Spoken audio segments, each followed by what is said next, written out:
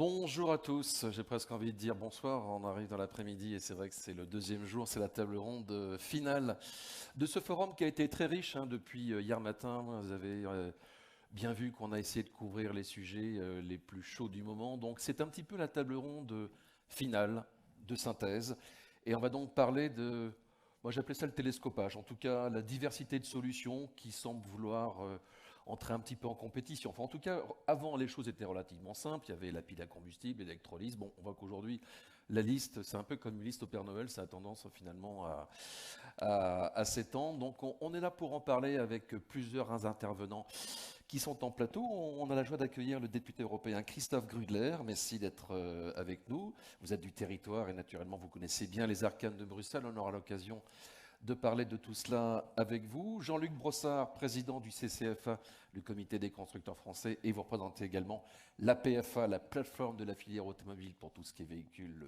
bas carbone. Nous avons deux consultants de Roland Berger. On a eu un prix, en fait, deux consultants pour le prix d'un. Emmanuel Fage et puis Eric Hersener. Donc, en fait, on a les spécialistes de l'énergie, mais aussi de la mobilité.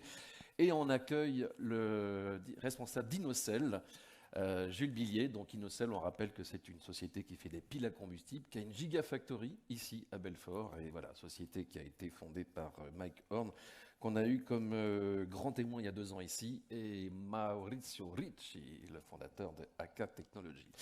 Bien, sans plus tarder, ça c'est pour le plateau, mais je salue également ceux qui sont en visio avec nous, qui nous écoutent. Nous avons Valérie Bouillon-Delporte, qui est la première vice-présidente de France Hydrogène, qui est à distance à Toulouse, mais qui sera avec nous tout à l'heure pour réagir par rapport à tout ce qu'on va dire. On a également Armin Schnettler, qui est le vice-président Europe de HIF Global. Donc, ils font des e-fuels.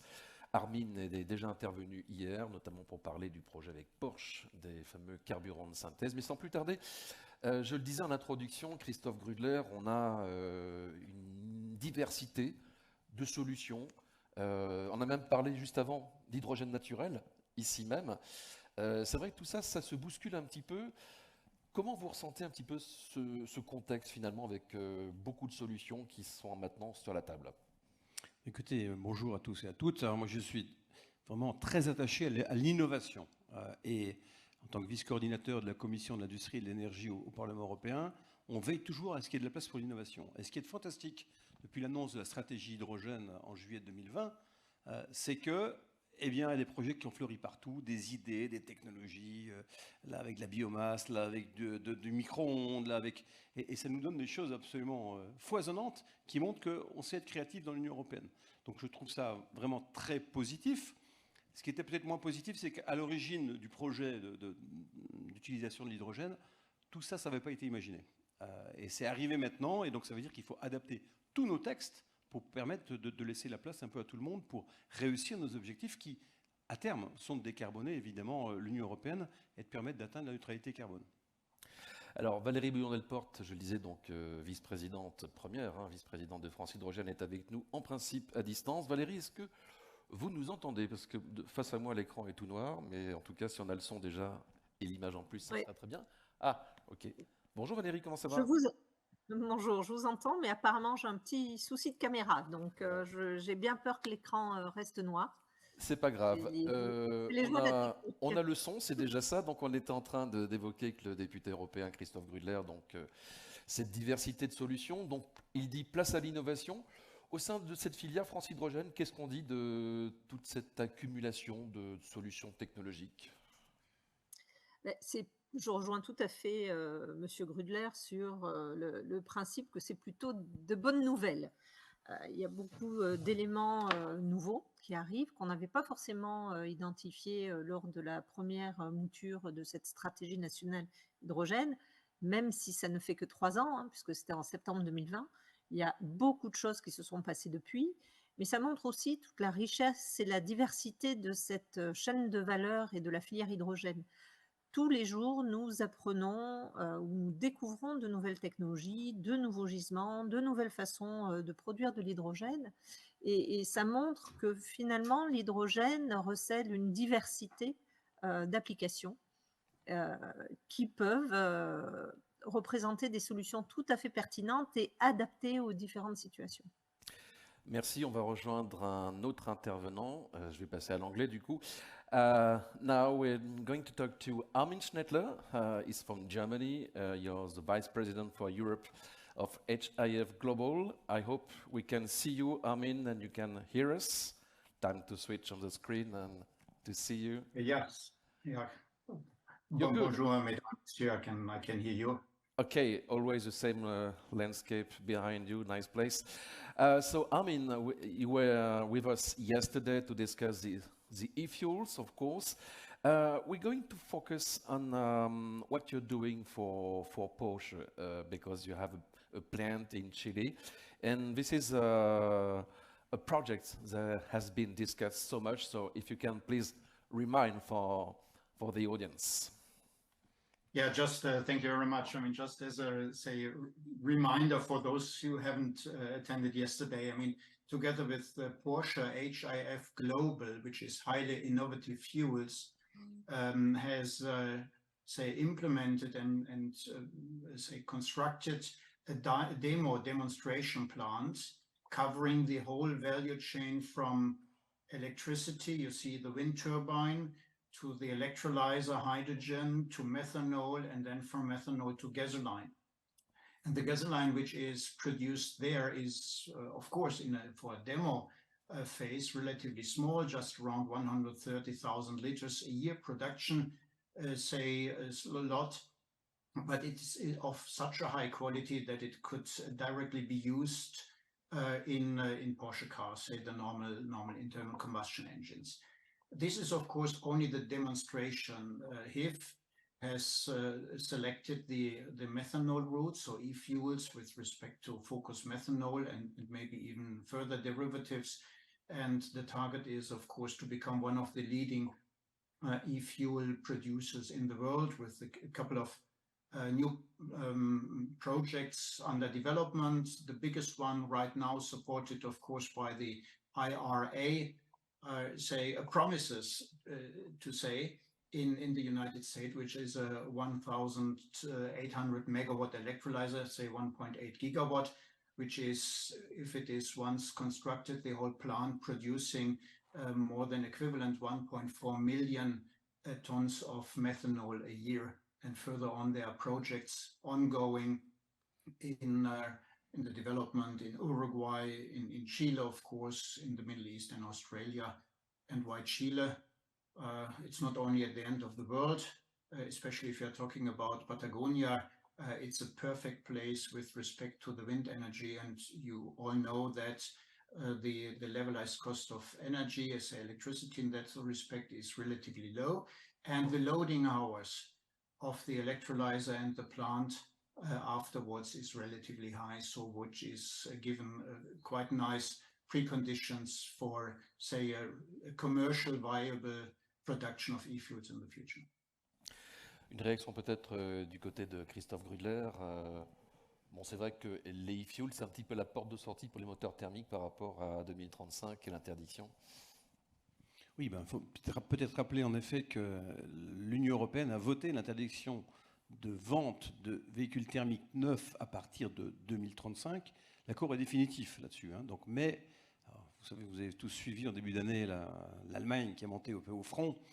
Le petit reproche que je ferai, c'est qu'elle est montée au front à retardement. C'est-à-dire une fois qu'elle avait validé au Conseil, que l'accord avait été validé au Parlement. Donc en fait, et la France l'a déjà fait à d'autres occasions, elle est montée au front avant la validation au Conseil. Le Conseil, c'est comme tous les États membres de l'Union qui sont ensemble. Donc elle l'a fait très tard, et donc c'est pour ça que ça se met un certain trouble, alors qu'il y a des arguments assez intéressants dans ce qui avait été dit. Et donc la solution qui était trouvée, c'est de dire on ne change rien pour le 2035, qui d'ailleurs prévoit une clause de rendez-vous en 2027, pour voir en 2027 si c'est jouable de finir vraiment le moteur thermique ou pas. Alors, je parle de ça très volontiers, je n'ai pas voté ce texte, je me suis abstenu, parce que j'avais des doutes sur la capacité électrique d'avoir tous les moteurs, et puis surtout de la capacité d'avoir tous les métaux rares pour les batteries. Petite digression. Mais simplement, il y a un deuxième texte qui a été proposé par la Commission européenne, pour un texte spécifique sur les fuels synthétiques, qui devra être voté en 2024, et qui va permettre de voir s'il y a des possibilités, avec cette technologie, d'avoir du zéro émission. Attention, du zéro émission. Les taux se resserrent, là. Voilà, donc c'est-à-dire que ce sera possible de le faire, mais ça veut dire qu'il faudra vraiment innover pour que ce soit à la fois compétitif en termes financiers et qu'il n'y ait pas d'émissions du tout. Mais ça laisse une porte ouverte. Et au nom de l'innovation que je défendais tout à l'heure, je continue à le défendre là. Si, au niveau thermique, on a une innovation qui nous permet d'avoir zéro CO2, évidemment qu'il faut le pousser au même titre que le moteur électrique, qui a plus de rendement, certes, mais bon, j'ai des spécialistes d'automobile à côté de moi, ils pourront rappeler ces questions de rendement. Ben justement, au sein de cette filière industrie française, quelle position hein, on a un peu sur les e-fuels? On a vu que certains groupes ont pris la parole pour dire nous, nos moteurs, en tout cas, globalement, sont compatibles. Oui, dit autrement, c'est par de l'opportunisme.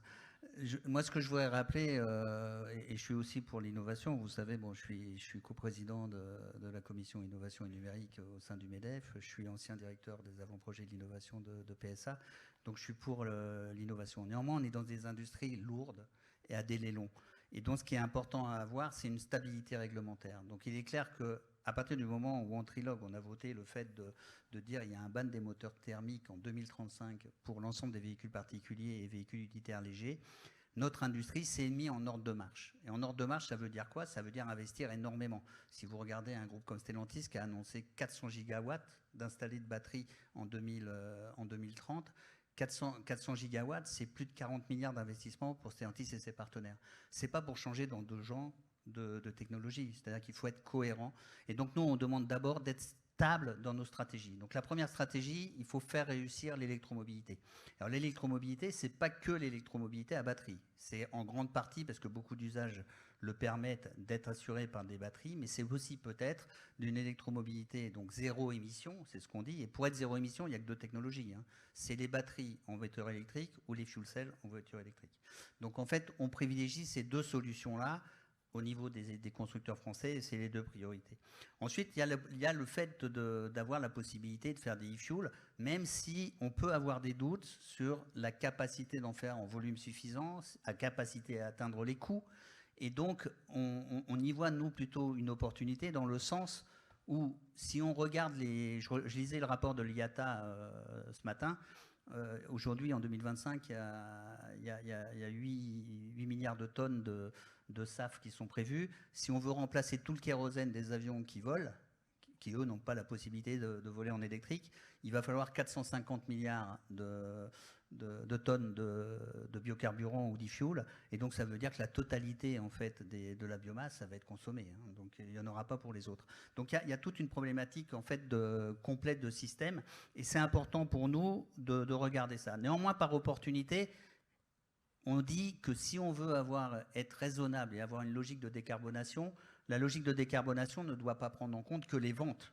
Parce que quand on parle de 2035, ça décarbone. Il y a le parc existant, donc. Il y a le parc existant. Le parc est renouvelé à hauteur de 5% par an.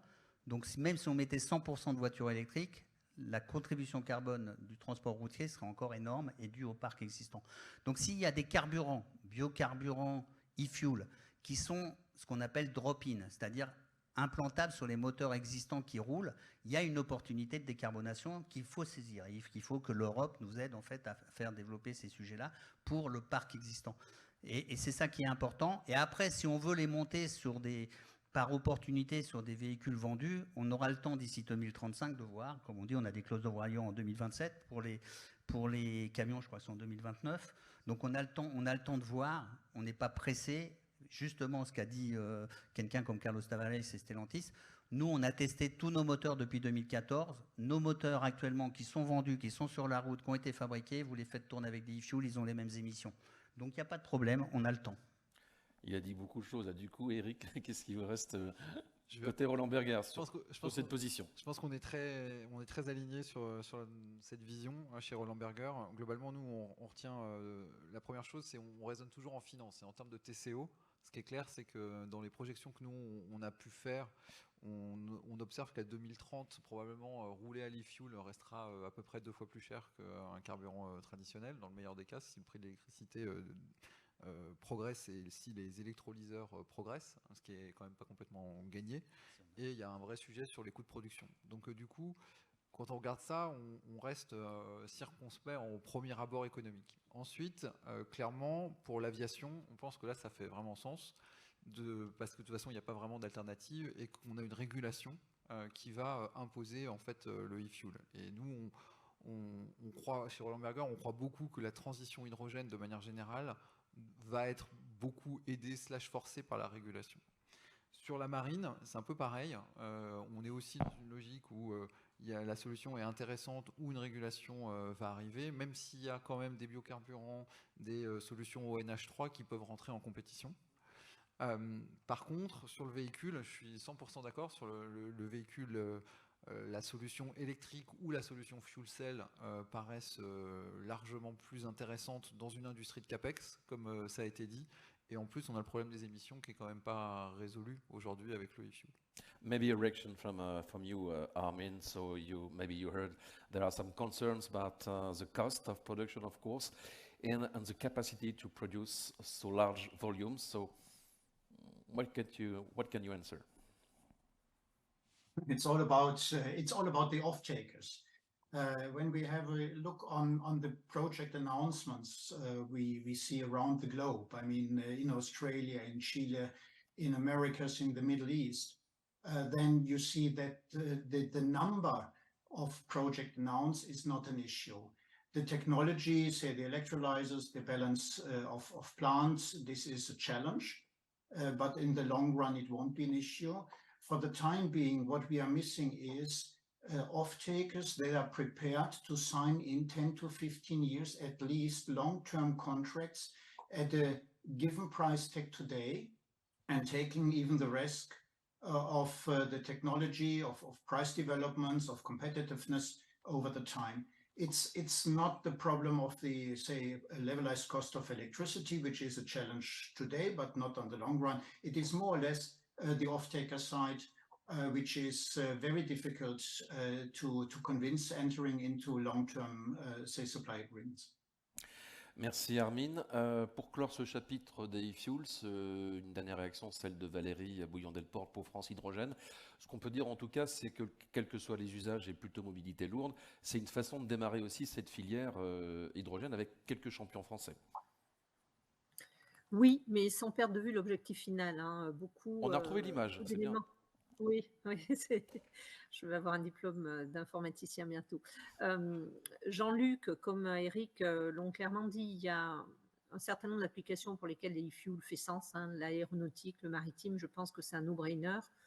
Pour la mobilité lourde, si on pense aux camions, aux bus et aux bennes à ordures ménagères, l'avenir est moins certain pour les e-fuels. Tout dépendra bien évidemment de la réglementation et du seuil qui sera fixé pour considérer les véhicules comme zéro émission. Et il n'y a pas que le CO2, il y a aussi la mesure des NOx. Hein. C'est là où il faut regarder de très près. Les ambitions de la Commission européenne ont été clairement exprimées. Hein. On vise quand même le zéro émission. Et il y a aussi un enjeu derrière de solidité, de robustesse, de compétitivité de la filière automobile dans son ensemble. Beaucoup de régions dans le monde vont vers le full électrique, qu'il soit à batterie ou à hydrogène.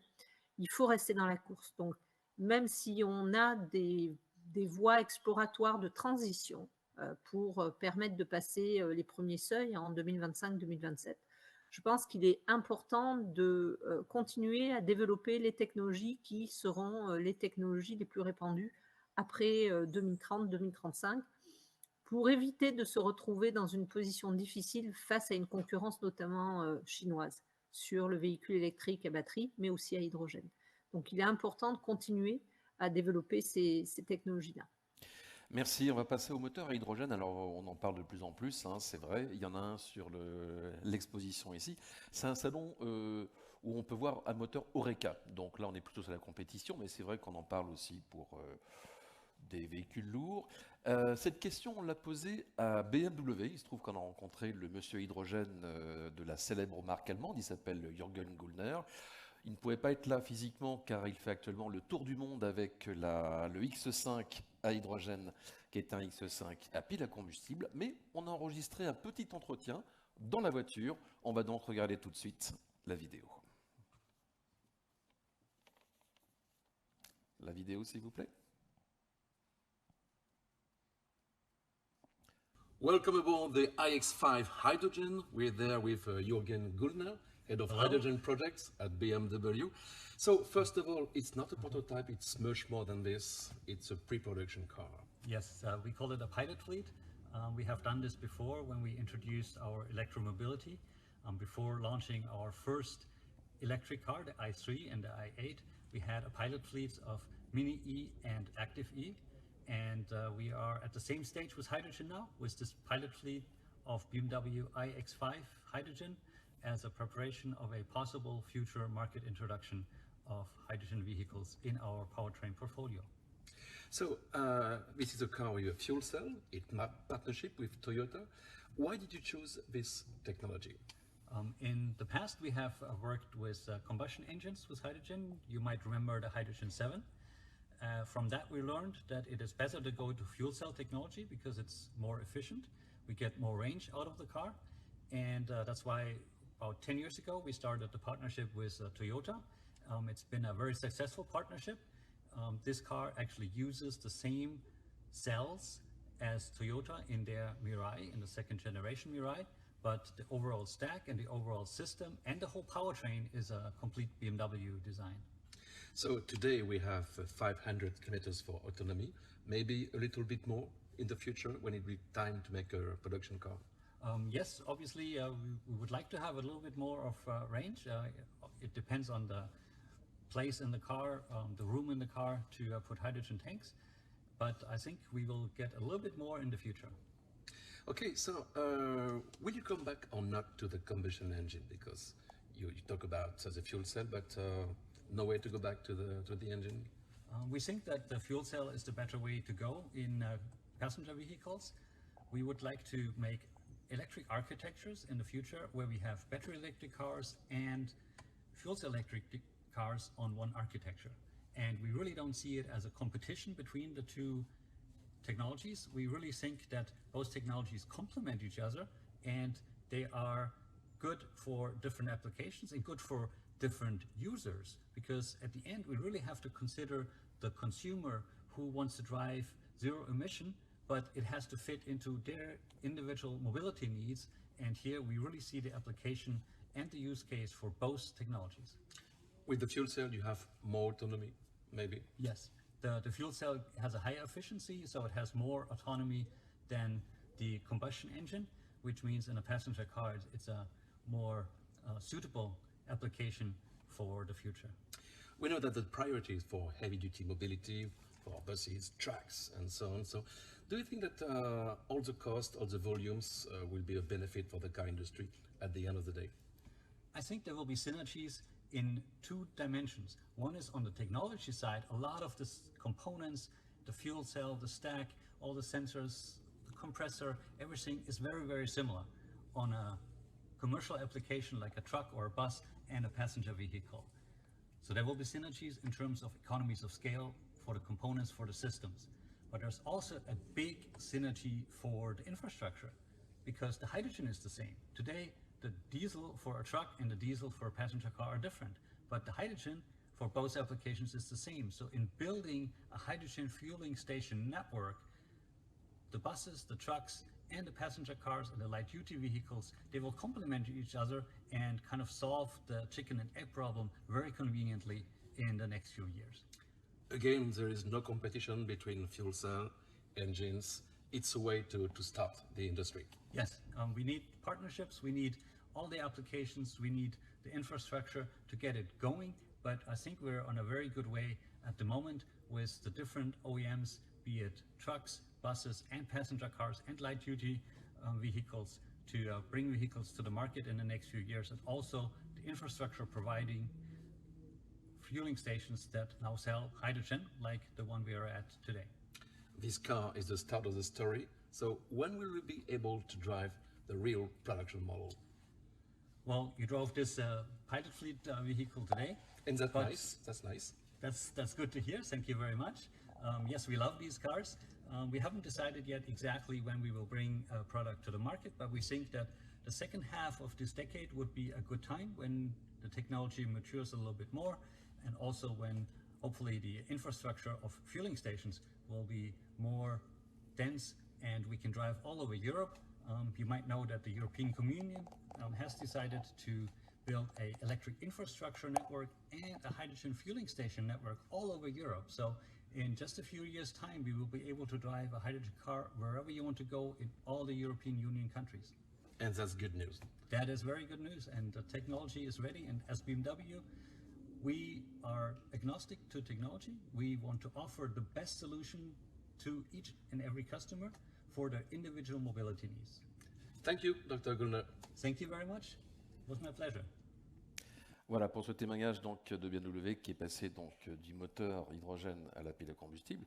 Certains industriels pourraient être tentés par le contraire, on verra bien. Est-ce que cette question fait débat du moteur à hydrogène au sein de la filière française, Jean-Luc Brossard? Alors, elle ne fait pas débat, comme ne fait pas débat l'hydrogène à côté de la mobilité électrique à batterie. Donc, la problématique, c'est, Valérie l'a dit tout à l'heure, de toute façon, tout mode de combustion interne produira des émissions, NOx, particules et autres, et donc on ne sera jamais zéro émission. Donc ça veut dire que si on est guidé par une logique zéro émission pour pouvoir entrer en ville, ou zéro nuisance sonore, des choses comme ça, on sera guidé par des véhicules principalement électriques à batterie ou à fuel cell. Alors après, on a vu les problématiques qu'il y a avec la combustion interne à hydrogène. C'est vrai que ça consomme un peu plus, il y a débat, hein, ça va en fonction de la mise au point du moteur de 10 à 40%, mais généralement on pense qu'on peut être entre 0 et 10% de surconsommation. Donc il y a des inconvénients, et ces inconvénients ne sont pas forcément un problème à court terme. Donc en fait, autant à moyen et long terme, en fait, il n'y a pas de photos, probablement, si elles sont fiables et si on développe bien toute l'infra et la technologie, la fuel cell est la bonne solution pour des usages intensifs. Pour des véhicules lourds, à court terme, donc, mais quand je dis court terme, c'est 2035, 2040, la Commission européenne a laissé l'opportunité... Tout est relatif dans le calendrier. Comment ? Je dis tout est relatif. Oui, mais dans le règlement CO2 en cours de discussion au niveau de la Commission européenne, on a ouvert la porte en fait pour les véhicules lourds en disant qu'un véhicule zéro émission carbone en fait est un véhicule qui ferait moins de 5 grammes de CO2 par tonne kilomètre, et donc vous donnez la possibilité de respecter cette réglementation si elle est acceptée, même avec des véhicules à combustion interne à hydrogène. Donc c'est vrai que pour faire rapidement un Hambourg-Barcelone, ça peut avoir un sens, mais pour faire une benne à ordures qui roule en ville, ce n'est pas forcément l'optimum. Donc il y a des opportunités. Et quand vous regardez ce qu'on a produit à l'occasion de Solutrans il y a 2 ans, où on avait fait regarder, globalement, on a regardé ça en fonction des usages et des disponibilités des technologies, et on s'aperçoit qu'en fait, 3/4 des solutions seront probablement à fuel cell, des solutions à hydrogène, et 1/4 pour les véhicules lourds seront des solutions à combustion interne, un moteur à combustion interne. Ça a un avantage d'avoir les deux en parallèle, c'est que ça va accélérer l'usage des stations, parce qu'on est sur une logique de synergie. Donc il va y avoir une synergie, et on imagine mal en fait que les stations soient différentes et que l'hydrogène soit différente. Donc ça veut dire qu'il faudra un hydrogène de qualité fuel cell à mettre dans les véhicules lourds qui rouleront à la combustion interne. Mais il y aura donc synergie et usage complémentaire pour les stations et le développement des stations. Il y aura probablement une synergie en particulier sur les équipements. On imagine bien qu'un réservoir produit en particulier par nos Français, qui peuvent être Forvia ou Plasticomium, peut être de même type de conception. Ça marchera sur les deux. Sur les deux, exactement. Il y a une différence parce que les pressions étant pas les mêmes, le régulateur de pression ne sera pas à la même calibration, mais c'est très très proche, et donc il y a des synergies technologiques. Donc la logique, c'est que c'est vrai que la combustion interne a pris plus de poids dernièrement. Elle permet en fait d'accélérer la transition. Et donc c'est un système, une technologie transitoire, et ça a un avantage d'être complémentaire. Il y a un deuxième avantage que je n'ai pas évoqué, c'est que ça peut être permis de rétrofiter, c'est-à-dire que pour des véhicules à valeur résiduelle très forte, des véhicules de chantier, des véhicules lourds, il est très facile de transformer un moteur diesel en moteur injection directe à donc il y a des hydrogène. cas d'usage, donc il y a des cas d'usage qui peuvent arriver. Donc c'est ce que je dis, probablement 3/4, 1/4, c'est une opinion personnelle. Peut-être que d'autres ont d'autres opinions. On va écouter ce qu'a à dire Eric Kerseter du côté de Roland Berger par rapport aux initiatives lancées par certains industriels. Alors nous, quand on regarde quand on fait le tour de nos clients, globalement, ce qu'on constate, c'est que tous les fabricants de camions et tous les fabricants de véhicules off-road travaillent sur ce sujet, dans cette idée de faire un bridge, et un bridge un peu long en fait, hein, parce que ça fait sens. Après, sur les passenger cars, là, le paysage, il est plus nuancé. On a vu l'exemple de BM, là, qui est effectivement probablement le plus connu en Europe, hein, sur ce sujet-là. Par contre, si on reste dans nos amis allemands, en tout cas nous, Roland Berger est une entreprise allemande, donc on voit bien comment ça se passe de l'intérieur. Au niveau du groupe Volkswagen, toutes marques confondues, jusqu'à Porsche, il y a une décision extrêmement forte du CIO de ne pas investir d'argent massivement sur ce sujet-là. Et chez Daimler, globalement, ils partent dans la même direction. Et ça, je pense que c'est important de rappeler que, contrairement à ce qu'on voit des fois, quand vous regardez un moteur à combustion hydrogène, en fait, il faut quand même redesigner très profondément le moteur. Ok, vous pouvez repartir du même bloc moteur, mais vous devez changer l'admission d'air, l'injection.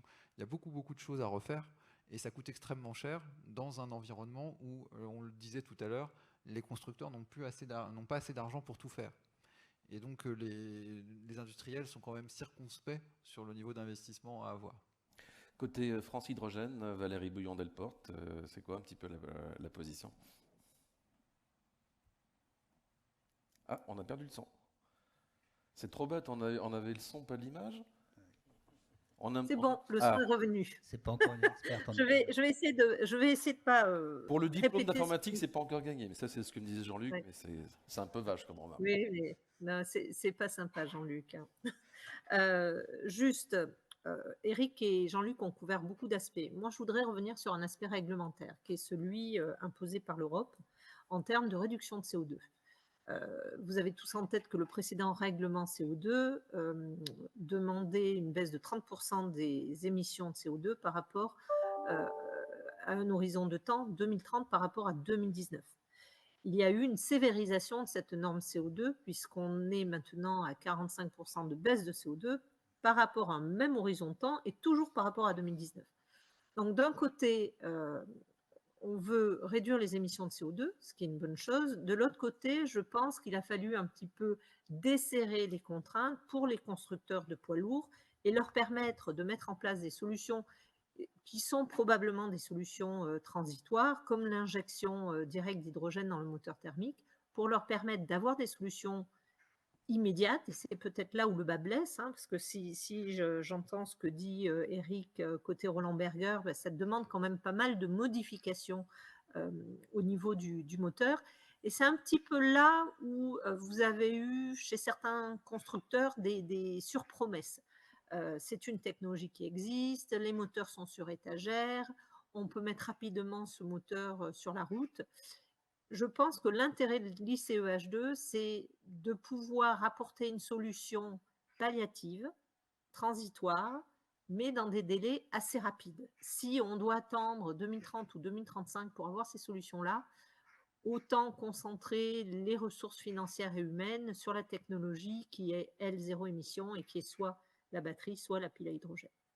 Merci pour ces précisions. Alors, si tout va bien, on devrait être en ligne avec Fawzi Anadja, le CEO et fondateur de Namix, qui se trouve au Maroc en ce moment.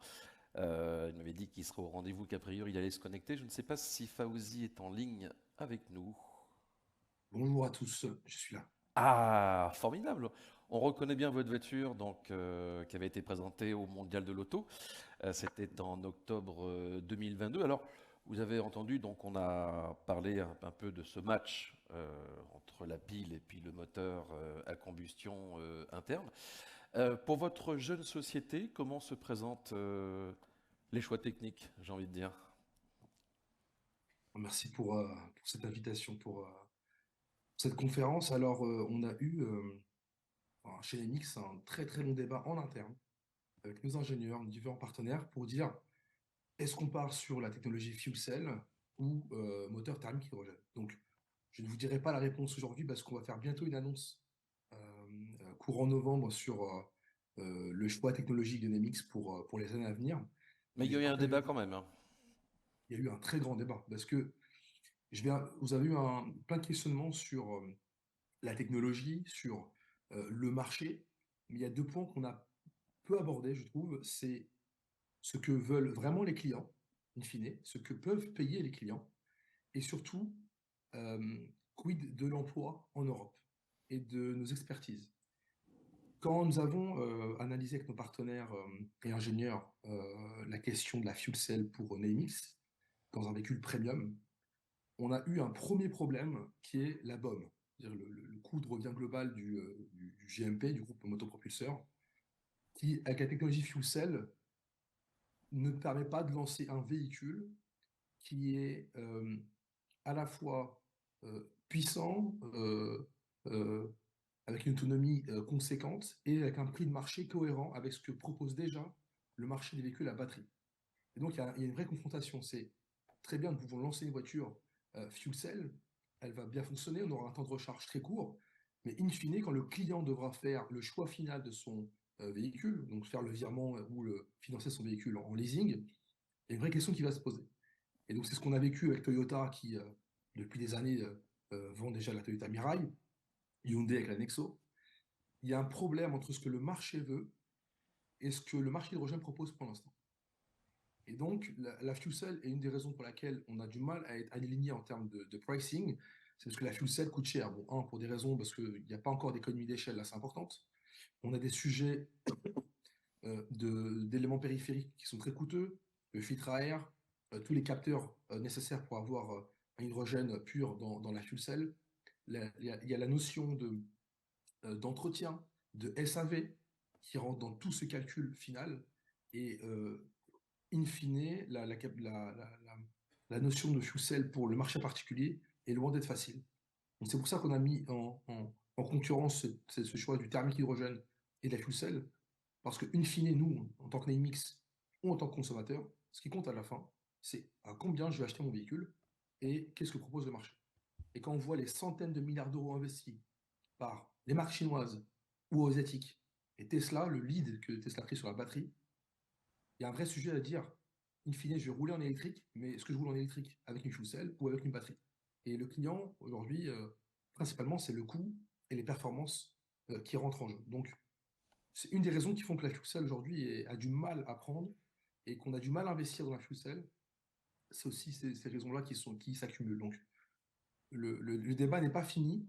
Les 5 à 10 prochaines années vont être très, très, je vais dire, chargées et chargées de mouvements et de nouveautés. Décisive en tout cas, certainement. Décisive, mais voilà, il y a un sujet principal qui est le coût et le coût d'achat client. Et avec la fuel cell, c'est loin d'être gagné. On aurait aimé avoir des acteurs fuel cell qui proposent des fuel cells avec des prix accessibles. Aujourd'hui, Toyota et Hyundai qui sont les leaders, quand on regarde nous en tant que constructeurs automobiles, si on voudrait acheter leur fuel cell et l'intégrer dans nos véhicules, on a certaines contraintes de coût qui font qu'on doit faire des choix. L'autre point que je voulais aborder concerne l'emploi. Depuis 20 ans, ce qui a fait une grande barrière entre guillemets, aux marques asiatiques, plutôt chinoises, en Europe, c'est cette compétence que nous avons en Europe, qui est le moteur thermique. C'est centaines d'années d'ingénierie, d'avancées technologiques que nous sommes en train de perdre face à l'ingénierie asiatique et chinoise. Ce qui fait qu'aujourd'hui, on a un retard factuel sur ce que proposent les acteurs chinois sur les batteries ou Tesla pour les véhicules électriques. Et donc, c'est vrai qu'il est dommage de perdre ce siècle d'innovation sur le moteur thermique, alors qu'il y a un vrai enjeu pour des choix de marché. Alors qu'on pourrait, garder un certain lead sur notre géopolitique, notre technique, mais surtout sur l'emploi. Aujourd'hui, Toyota a annoncé aussi partir sur le moteur thermique hydrogène, parce que ça permet pour leur écosystème de sauver presque 200 000 emplois au Japon.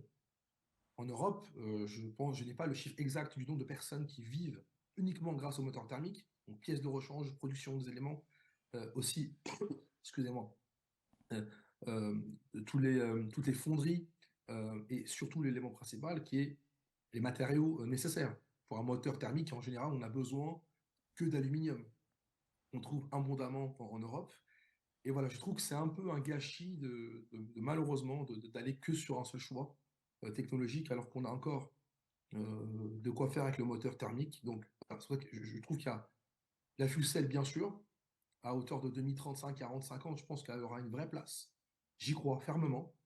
Le thermique, je trouve ça très dommage de le lâcher maintenant et de penser qu'à l'e-fuel ou à la compétition. Je pense qu'il y a un vrai enjeu pour du mass market et que c'est que grâce à une solution peu coûteuse et qui va peut changer l'habitude des consommateurs qu'on va pouvoir massifier l'hydrogène. Chez Nemix, on a une phrase qu'on avait annoncée, qu'on annonce souvent, c'est que il faut tout changer pour que rien ne change. C'est un peu notre leitmotiv, dans le sens où on va changer tout le paradigme pour garder les mêmes habitudes de déplacement de consommation qu'octroie la voiture pour la liberté. Donc. Merci Il y a un Fawzi enjeu pour en soi. ce Il y a un enjeu. témoignage. Donc plus de news dans quelques semaines, on prend date. On n'aura pas le temps d'en parler, mais on aperçoit derrière vous les fameuses cartouches qui sont une solution d'appoint. Ce n'est pas des cartouches pour faire les 500 ou 600 km avec la voiture, mais c'est bien dans certains cas quand il n'y a pas de station. Merci, à très bientôt. Le temps tourne et j'aimerais qu'on parle de pile justement avec vous, Jules, pour Inocel, parce qu'effectivement, bah voilà, vous avez fait un choix. On va vous passer un petit micro, voilà. Donc effectivement, Inocel qui expose ici, et voilà, donc vous êtes plutôt sur des piles de forte puissance, c'est un concept que vous revendiquez depuis le début. Exactement. Finalement, nous on est parti d'un constat assez simple. On avait une mission de décarbonation et décarboner dans des grands volumes, et après on est parti du besoin de marché. Il y a tout un tas de solutions qui finalement existent aujourd'hui, notamment sur le tout électrique batterie, sur les piles à combustible de faible puissance et aussi sur les moteurs à combustion interne pour tout ce qui est mobilité légère et les puissances de niveau faible ou moyenne. Et on a observé qu'il y avait des cas d'usage attendus par les industriels sur tout ce qui est la forte puissance et l'usage intensif pour lesquels il n'y avait pas de solution alternative réellement pertinente d'un point de vue technique, mais aussi d'un point de vue TCO qui est très cher à Roland Berger et à Inocel. Donc on a décidé de s'investir sur ce segment-là et de décarboner par de la technologie en développant une pile à combustible de très forte puissance qui va adresser différents types de marchés. À très court terme, le stationnaire, et quand on parle de court terme chez Inocel, on parle de 2024, c'est-à-dire l'année prochaine, en fin d'année, qui est un marché qui est déjà prêt d'un point de vue demande, puisque le sujet de l'infrastructure autour de l'hydrogène est moins prépondérant que dans la mobilité. Donc on a tout un tas d'usages autour du microgrid, de la génération d'électricité renouvelable pour lesquels il y a du stockage sous forme d'énergie tampon et d'hydrogène et qui est rebalancé dans le réseau avec des piles à combustible. On a déjà de la demande et du volume sur de la pile à combustible de forte puissance qui va avoir un niveau de rendement et d'efficience qui est finalement clé dans le TCO global et qui vient réduire l'importance du coût du CAPEX, qui elle est prépondérante dans le cas de la mobilité légère. Le coût du CAPEX, quand on parle d'une centrale de production d'électricité qui va tourner 25 ans ou 80 000 heures, concrètement, il est peu, voire insignifiant, par rapport au coût total d'utilisation et de fonctionnement de la centrale. Donc on a vraiment fait un choix stratégique, un petit peu en avance de phase et avant la plupart des acteurs aujourd'hui du secteur des piles à combustible, d'aller sur la forte puissance, d'adresser le stationnaire pour s'ancrer sur ce marché-là et faire d'Inocel une société industrielle avec une taille critique, tout en ayant à l'esprit et comme réel objectif de long terme de viser le marché de la mobilité lourde, qui sera le vrai marché de la structuration et du volume pour Inocel, sur lequel la pile à combustible a aussi de très très forts avantages intrinsèques et technologiques, même si jamais il existera un mix qu'on encourage très fortement avec les moteurs à combustion interne à court terme, puisqu'ils vont tirer l'ensemble de l'écosystème et mettre en place la logistique qui sera nécessaire à l'émergence des infrastructures qui permettront le développement au bon niveau des technologies décarbonées dont fait partie l'hydrogène et les piles à combustible. On est dans cette phase finalement de finalisation, de développement produit et d'industrialisation, et on rentrera en production ici à Belfort, d'où notre présence aujourd'hui. On était déjà venu il y a 2 ans avec Mike Horn qui était venu faire un témoignage. On s'en souvient encore. Généralement, on s'en souvient quand il passe quelque part, et je vous confirme que c'est assez vivant quand on travaille avec Mike. Mais on est installé à Belfort, on est vraiment dans une phase aujourd'hui de société qui se structure d'un point de vue industriel pour être en capacité de produire des volumes pour le stationnaire à court terme de l'année prochaine et pour la mobilité sur un horizon un petit peu plus lointain, autour de 2026-2027, quand les grands OEM et les constructeurs auront fait une partie de leur transformation et aussi un avancement en logistique et infrastructure qui permettra d'avoir de la décarbonation sur la mobilité. Eric Kersetter, je me tourne vers vous et je promets que je n'oublie pas Emmanuel. On va passer après rapidement à la partie énergie. Peut-être une question qui fâche parce qu'on a pu voir que dans le domaine de l'électrique à batterie, bon, c'est clair, dans l'automobile, il y a des progrès. C'était vraiment très visible au salon de Munich il y a quelques semaines. On voit aussi qu'il y a des fabricants de camions qui essaient de faire des véhicules à batterie. Donc, est-ce que quelque part, cette mobilité hydrogène est challengée par les progrès que fait la batterie ? Alors nous, on l'observe, c'est-à-dire qu'on suit avec attention les prévisions de pénétration de l'hydrogène versus l'électrique depuis plusieurs années, et notamment dans les 12 à 24 derniers mois, on a vu tous les BP des acteurs de la fuel cell drifter, glisser vers le futur, parce que les véhicules électriques deviennent de plus en plus performants et que l'argent est concentré sur le court terme en fait. Et donc que ce soit le LCV ou même le heavy duty pour les camions, on voit en fait les chiffres à 2030 qui baissent. Valérie Bouillon-Delporte doit être toujours avec nous, avec le son et l'image, j'espère. Valérie, comment on observe ça côté France Hydrogène? Puis en plus, j'imagine que par rapport à la pile à combustible, en tant que Michelin, vous aurez certainement envie de dire un petit mot là-dessus. Sur la pile, c'est plutôt Symbio, hein, puisque Oui, Michelin enfin, est un actionnaire de Symbio.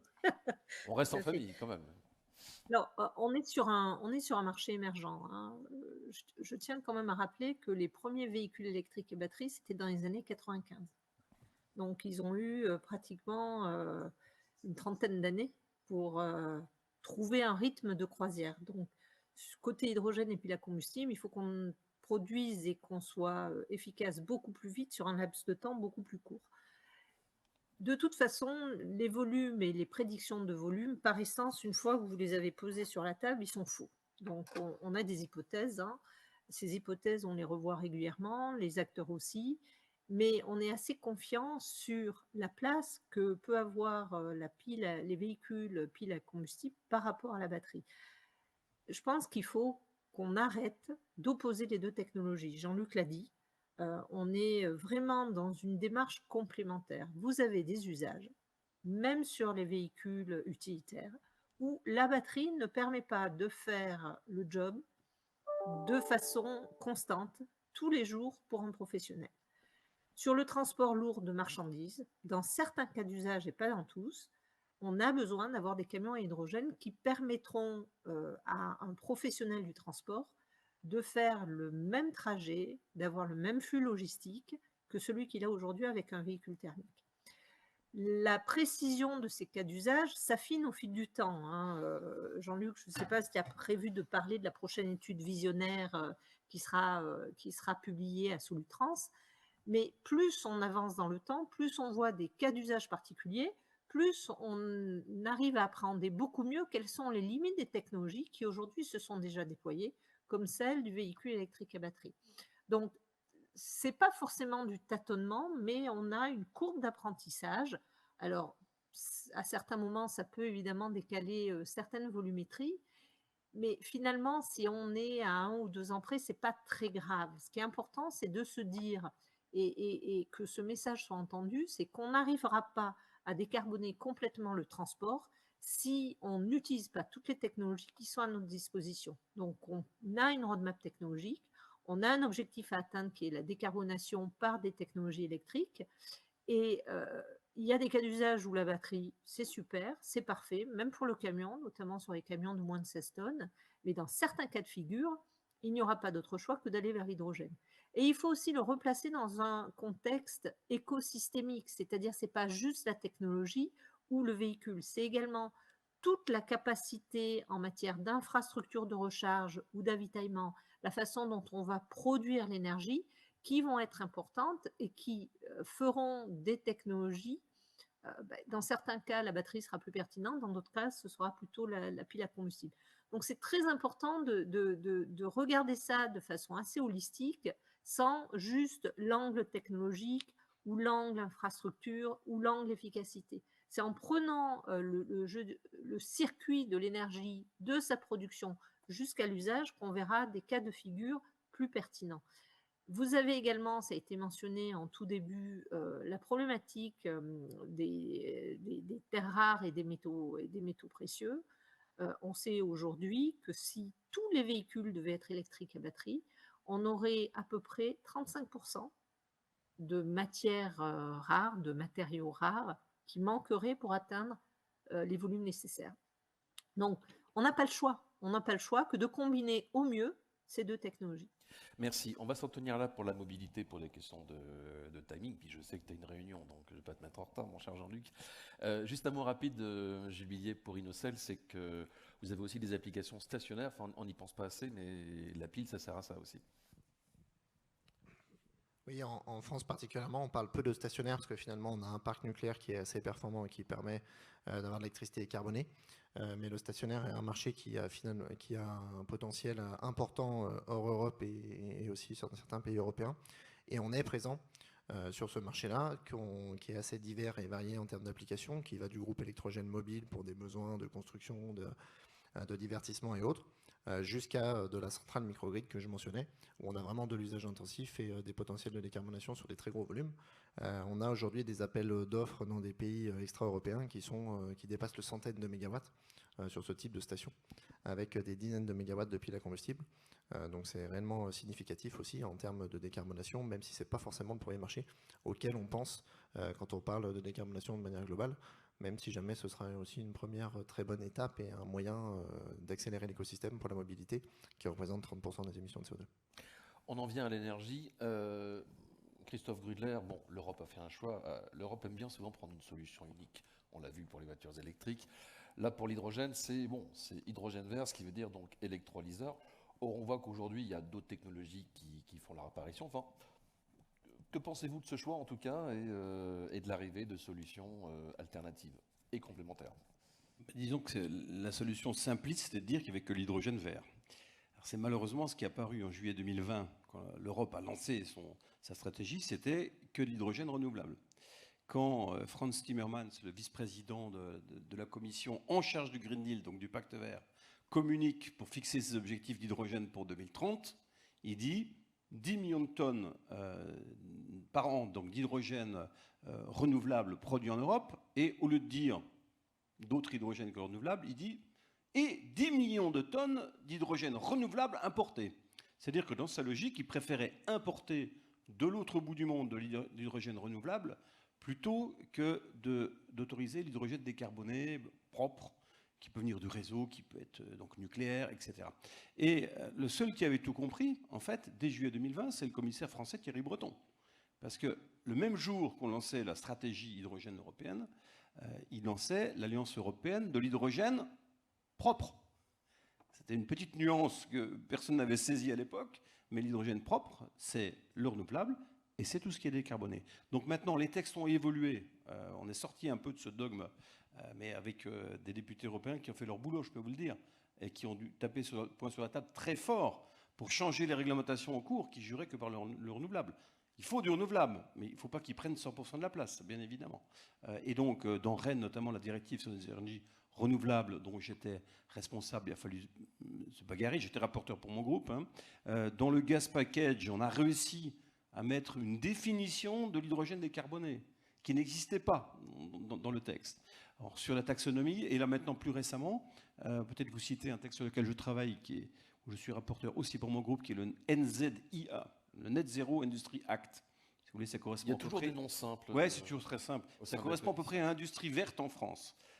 Et donc là, on liste toutes les technologies propres, en fait, européennes. Et dedans, j'ai fait mettre toutes les technos hydrogène. Donc, il n'y a pas de débat. Toutes les technos hydrogène propres, évidemment, donc l'hydrogène gris, partie gaz naturel, on essaye un petit peu d'oublier, mais toutes les technos propres sont soutenues par le NZIA et derrière par les différents fonds qui permettent de le financer. Et ça, c'est assez majeur. Et pour finir, nous avons la Banque de l'hydrogène qui va permettre, ça fera la transition avec l'énergie, qui va permettre de financer et de subventionner la production d'hydrogène à la sortie, quelques euros de subventions publiques pour justement atténuer les effets de l'IRA. Là où l'IRA pensait aller jusqu'à 3 euros du kilo, on pourra aller en Europe jusqu'à 4 euros. Pour l'instant, ce texte que nous n'avons pas encore traité au Parlement européen ne parle que d'hydrogène renouvelable. Et nous, la bagarre qu'on va mener, c'est que ce soit tout type d'hydrogène propre, qui soit financé à même hauteur. Il y a un moment, il faut être un petit peu équitable dans tout cela. Et donc, pour cela, évidemment, le combat continue. Sur chaque texte, il faut se bagarrer pour que tous les types d'hydrogène aient leur place à partir du moment où ils participent à l'objectif du Pacte vert. Merci. Emmanuel Fage, vous êtes l'autre spécialiste chez Roland Berger, donc plutôt côté énergie. C'est vrai que, bon, on est parti de l'électrolyse. Alors, il y a sans doute des progrès qui vont être faits dans ce domaine-là. Mais dès lors qu'on parle de coûts au kilo, bon, c'est vrai qu'il y a des alternatives qui semblent promettre mieux et peut-être plus vite.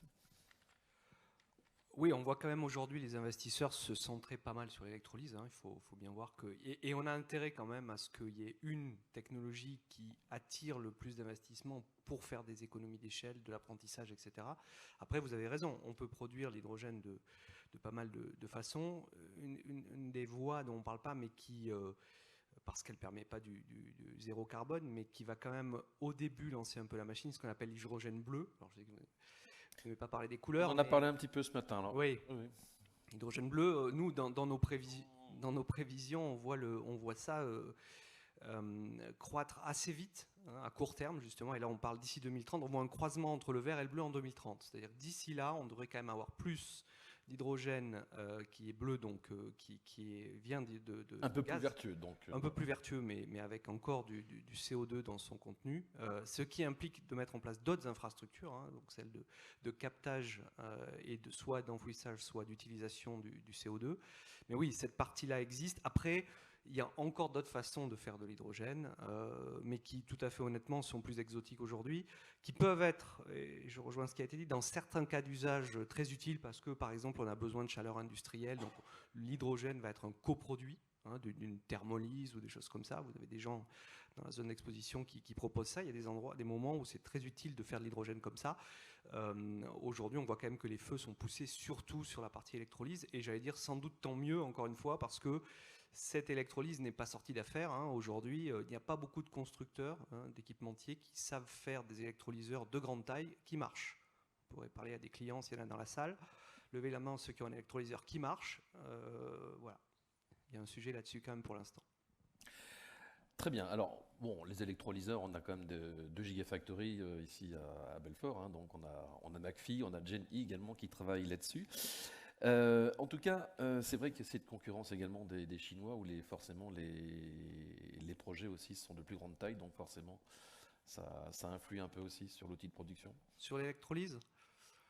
Oui, c'est très débattu ça. C'est la grande peur évidemment. Est-ce que les électrolyseurs chinois vont débarquer et tuer, comme ça peut arriver dans les renouvelables, l'industrie européenne dans l'œuf ? On ne le voit pas immédiatement. Évidemment, les Chinois ont lancé des grandes usines, ils savent déjà, ils maîtrisent déjà des électrolyseurs de grande taille. Il faut voir il y a, dans ce qu'on peut voir à l'instant T, et ça bouge vite, hein, mais d'une part, pour revenir au concept de TCO qu'on aime bien, effectivement, ils sont beaucoup plus bas en CAPEX, mais aujourd'hui, ce sont des matériels qui ont tendance à avoir une durée de vie inférieure, qui ont tendance à avoir une disponibilité moindre et donc des coûts de maintenance supérieurs. Et donc quand vous faites le TCO, vous n'avez pas forcément un coût de l'hydrogène, le fameux LCOH, qui ressort mieux que ceux en Europe. Et ça, aujourd'hui, ce qui intéresse les acheteurs, c'est le LCOH, rien d'autre. Hein. Ils s'en fichent, enfin on est plutôt dans des modèles énergie ou hydrogène as a service. Ils s'en fichent de savoir comment vous le produisez et quel est le matériel qui le produit. On veut être sûr qu'il est disponible dans les quantités dont on a besoin pour pas que les camions restent en carafe, par exemple, et on a besoin qu'il soit le moins cher possible. Donc aujourd'hui, les Chinois ne sont pas encore tout à fait là pour ça. Et après, il y a des questions qui vont rester un moment de normes, hein, à l'importation, de normes industrielles, où, à part si on a des technologies chinoises qui sont produites directement en Europe pour s'adapter à ces normes, je pense que ça créera une barrière pendant un petit moment à l'importation directe. S'agissant des modes de production qui utilisent de la biomasse, bon, on a ici des sociétés en France qui font ça. Comment voyez-vous ce développement ? Enfin, est-ce qu'il est vraiment bien ciblé de façon géographique, par exemple, ou est-ce que c'est au niveau mondial, on peut voir ce genre de préoccupation aussi ? Alors la biomasse, c'est un autre sujet. C'est vrai qu'on n'en a pas parlé beaucoup depuis tout à l'heure. Là, vous avez beaucoup parlé de l'hydrogène dans la mobilité, des e-fuels, etc. On a quand même quelque chose qui existe aujourd'hui, qui sont les biofuels, qui ont leurs avantages et inconvénients. Et il faut absolument passer à des carburants d'origine biologique de seconde génération. Hein, c'est ça l'enjeu. Mais je rejoins ce qui a été dit, la biomasse, il n'y en aura pas pour tout le monde. Vraiment pas. Et aujourd'hui, les bouclages, quand vous regardez ce qui est sorti il y a quelques jours, le SGPE, hein, le secrétaire général à la planification écologique, une des grandes conclusions, c'est qu'il va falloir sans doute, et c'est pour ça qu'on fait une planification écologique, qu'on priorise les usages et qu'on décide qui peut avoir de la biomasse. Et donc, c'est vrai qu'aujourd'hui, la biomasse, en France, c'est un sujet, parce qu'on voit bien que même pour convertir les dernières centrales au charbon, il va falloir gérer l'approvisionnement en amont en biomasse de façon très sérieuse. On ne sait pas forcément le faire. Dans le monde, il y a des gens qui s'intéressent à la biomasse, mais on ne va pas la transporter là d'un point de vue carbone. C'est une aberration hein, de commencer à trimballer de la biomasse dans des bateaux outre-Atlantique. On l'a fait pour lancer la filière parce qu'on ne savait pas la faire en Europe, mais au total, il vaut quand même mieux que ce soit de la biomasse locale. Et donc, il n'y en a pas assez, et il faut voir qu'elle va sans doute être aspirée, comme on le disait, par les industries qui ne peuvent pas se passer de carburant liquide, et donc en particulier le transport aérien. Hein, à l'horizon, avant même les e-fuels, les biofuels vont servir au transport aérien en premier. Valérie Bouillon-Delporte, pour France Hydrogène, bon, bien sûr, dans la grande famille de cette association, il y a les fabricants d'électrolyseurs, mais il y a aussi d'autres opérateurs sur des modes alternatifs. En tout cas, est-ce qu'il y a une position globale par rapport à tout ça, au niveau de la production? Tant mieux si les solutions coexistent du moment qu'on soit dans un hydrogène renouvelable. Ah, le son est coupé. C'est un petit peu le même débat que pour la mobilité. On a besoin, notamment dans une phase d'amorçage, de toutes les solutions existantes. L'hydrogène gris existe depuis de très nombreuses années, donc ça on sait le produire. Et avec l'hydrogène bleu, on sait aujourd'hui avec du CCS ou du CCU rendre cet hydrogène gris artificiellement moins carboné. On a un objectif, qu'il soit européen ou qu'il soit français. Hein. Je vous rappelle que l'objectif en France est de produire 6,5 gigawatts d'hydrogène bas carbone à horizon 2030. Là aussi, il y a une certaine temporalité pour y arriver. Donc, qu'est-ce qu'on fait pendant ces années intermédiaires? On aura besoin d'avoir différentes formes d'hydrogène disponibles, que ce soit de l'hydrogène bas carbone, et je mets l'électrolyse dans cette grande famille à la fois alimentée par les énergies renouvelables et par l'électricité nucléaire, parce qu'on a la chance en France d'avoir quand même une électricité décarbonée à des prix encore raisonnables. On aura besoin, dans certains cas, d'avoir de l'hydrogène bleu, hein, que l'on décarbonera avec du CCS et du CCU. Et puis, bien évidemment, les autres formes d'hydrogène, alors même si elles peuvent paraître aujourd'hui encore anecdotiques, mais la thermolyse, tout ce qui va être...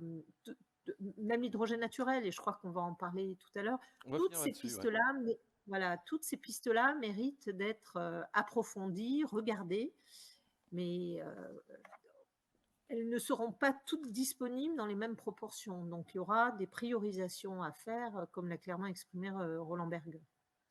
Merci. Ben justement, je proposais qu'on termine, et ce sera l'occasion peut-être pour chacun de dire un petit mot par rapport à ça, mais l'hydrogène naturel, on a eu une session cet après-midi.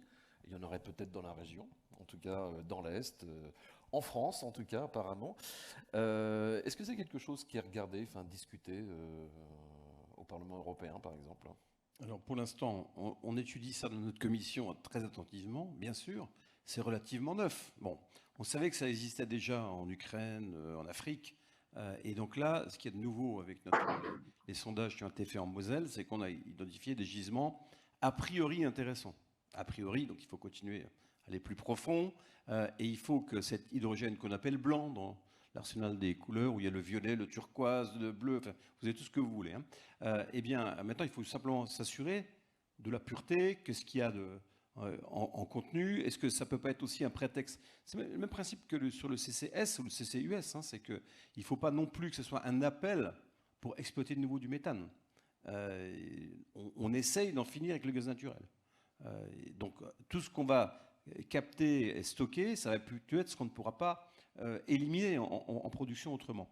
Donc cet hydrogène blanc qui naît en fait d'ailleurs souvent à proximité des mines de charbon, enfin des sources de charbon, parce que c'est une sorte de fracturation hydraulique, enfin je ne vais pas rentrer dans les détails de production. Donc, on a un peu dit le contraire lors d'une table ronde tout à l'heure. Moi je pense le contraire. Donc, c'est pour ça que je pense aussi qu'il y a des gisements dans les Hauts-de-France.